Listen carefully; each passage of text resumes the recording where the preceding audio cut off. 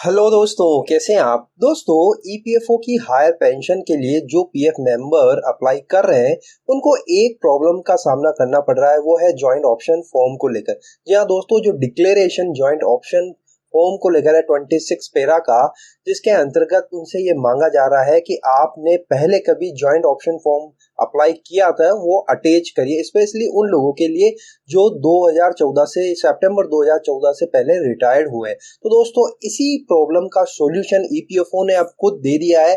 उन्होंने joint option का perform available करवा दिया है अपने नए सर्कुलर के माध्यम से। तो आज के इस वीडियो में हम उसी सर्कुलर को थोड़ा डिस्कस करेंगे और क्या गाइडलाइन उन्होंने दी है और क्या परफॉर्मा उन्होंने दिया है, किस तरह से उसको भर सकते हैं। और एक और इम्पोर्टेंट बात, ईपीएफओ ने उसको लेकर एक नई टाइमलाइन भी दी है। या दोस्तों, उसको भरने का भी समय ईपीएफओ ने इस सर्कुलर में डिक्लेयर कर दिया है। तो सारी चीजें आज के इस वीडियो में हम डिस्कस करने वाले हैं। वीडियो इंपॉर्टेंट है, अंत तक वीडियो के साथ में बने रहिएगा ताकि पूरी इंफॉर्मेशन आपको मिल जाए।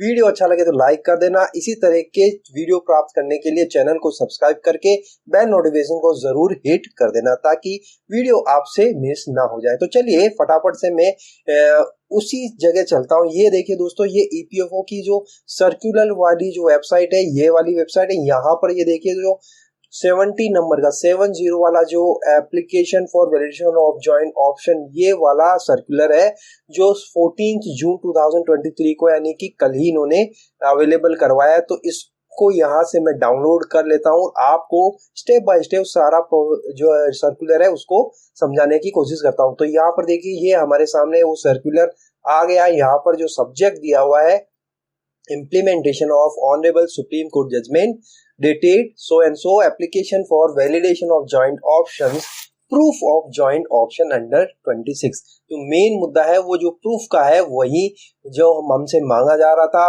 वही सारे एम्प्लॉइज के पास अवेलेबल नहीं था। इसका सॉल्यूशन इस सर्कुलर के माध्यम से ईपीएफओ दे रहा है। तो यहाँ पर देखिए, स्टार्टिंग में जो 3-4 पॉइंट है वो मैंने पहले ही पढ़ लिया है, तो इतने इंपॉर्टेंट है, फिर भी आपको मैं फटाफट से बता देता हूँ। Madam sir, reference is invited to the circular number. यहाँ पे जो फर्स्ट पैरा है इसमें केवल सर्कुलर का डिस्कशन किया हुआ है। सेकंड पॉइंट है, in this context references have been received from all stakeholders as to the list of admissible documents that may be considered as proof of joint option under para 26(6) of EPF scheme 1952 for the purpose of scrutiny and disposal of application for validation of options and joint options। Third point कह रहा है, whereas the Honorable Supreme Court had wide judgment dated on 4th November 2022 in civil appeal number this and this in the matter of the Employees Provident Fund Organization and other versus Sunil Kumar B and others, along with other tagged matters in directed in para 44 of the judgment that। अब यहाँ से जो main matter है वो start हो रहा है, तो ध्यान से सुनिएगा दोस्तों। क्लियरली आपको सारी चीजें समझ में आ जाएगी। और अगर आप भी इसी तरह का प्रॉब्लम फेस कर रहे हैं तो आपके लिए इस आगे आने वाले वीडियो में बहुत सारी चीजें छुपी हुई है, तो वीडियो के साथ में बने रहिएगा। The members of the scheme who did not exercise option as contemplated in the proviso to provide paragraph 11(3) of the pension scheme as it was before the 2014 amendment would be entitled to exercise option under paragraph 11(4) of the post amendment scheme. Their right to exercise option before 1st September 2014 stand crystallized in the judgment of this court in this case of RC. The scheme as it stood before 1st September 2014 did not provide for any cut-off date, and thus those members shall be entitled to exercise option in terms of paragraph 11 of the scheme. As it stands at present, their exercise of option shall be in the nature of joint option covering pre-amendment paragraph 11(3) as also mentioned paragraph 11(4) of the pension scheme. There was uncertainty as regards validity of the post-amendment scheme, which was squeezed by the aforesaid judgment of the 3 high courts। यानी कि यहाँ पर कहा जा रहा है कि जो कट ऑफ डेट थी वो अनसर्टेन थी, यानी उसको क्लियरली डिफाइन नहीं किया गया था ईपीएफओ के द्वारा कि कब तक आपको जॉइंट ऑप्शंस सबमिट करना है। अगर आप हायर वेजेस पे आपका पीएफ कंट्रीब्यूशन जमा करवा रहे तो उसकी कोई कट ऑफ डेट डिक्लेयर नहीं थी। इसी का फर्दर अब यहाँ पर इन्होंने जो है डिक्लेरेशन दिया है, क्लियरिटी दी है कि दस all the employees who did not exercise option but were entitled to do so but could not due to the interpretation cut-off date by the authorities out to be given a further chance to exercise their option। यानी कि जिन्हों जो entitle थे और उन्होंने option का जो है कट ऑफ डेट के कारण से यूज नहीं कर पाए, इनको फर्दर चांस दिया जा रहा है। Time to exercise option under paragraph 11(4) of the scheme under these circumstances shall stand extended by a further period of 4 months।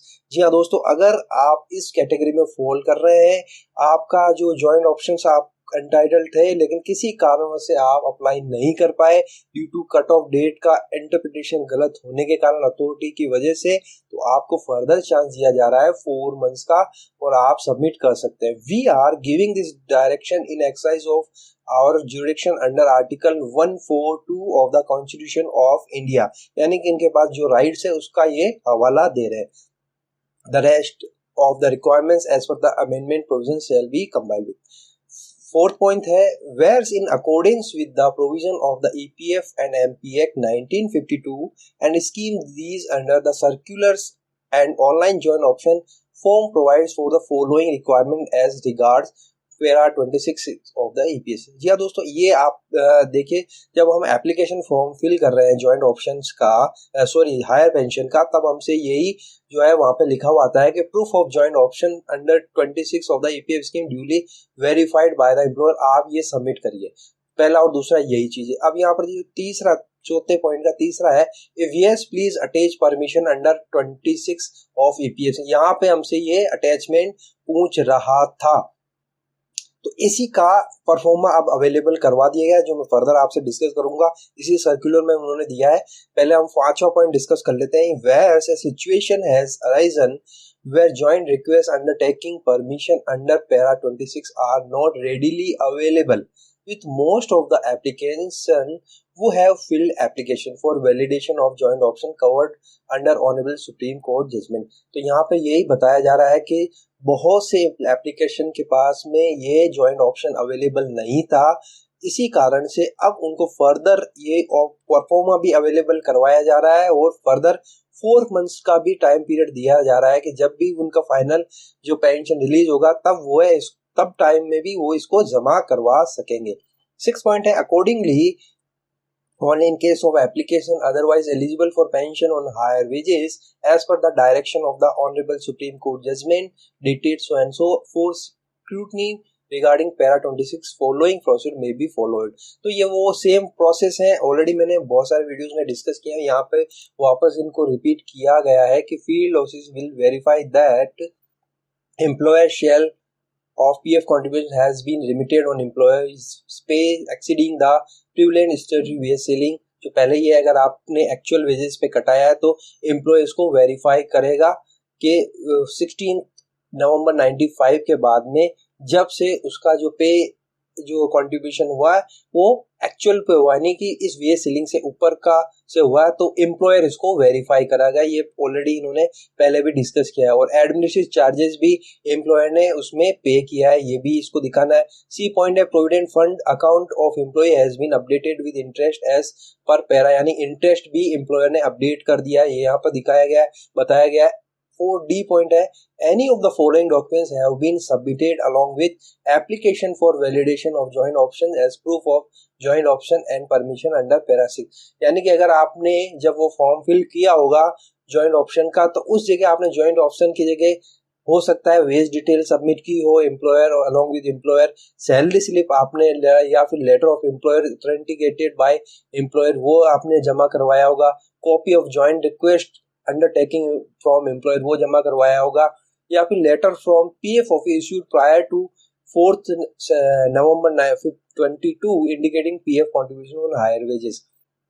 तो आपने जरूर इनमें से कुछ ना कुछ डॉक्यूमेंट या फिर फर्दर आपका कोई पर्सनल डॉक्यूमेंट उस समय इस जो पॉइंट है 26 का जो ज्वाइंट ऑप्शन का अटैचमेंट जा रहा था, तो यहाँ पर आपने कुछ ना कुछ जमा करवाया होगा, तो उसी का यहाँ पर हवाला दिया हुआ है। और यहाँ पर फोर्थ जो सेकंड पॉइंट है, सिक्स का सेकंड पॉइंट इसमें बताया गया है कि द एप्लीकेंट्स वो क्वालिफाई फर्स्ट, जो फर्स्ट पॉइंट है ये वाला, फील्ड ऑफिस विल वेरीफाई जब कर लेगा इसमें सारे में, अगर वो क्वालिफाई हो जाता है above and are already contributing, have contributed till retirement superannuation on actual higher pay, if they have not submitted their joint request and undertaking of employer can submit, यहाँ पे ध्यान दीजिएगा, can submit the same at the time of final claim settlement through their last employer.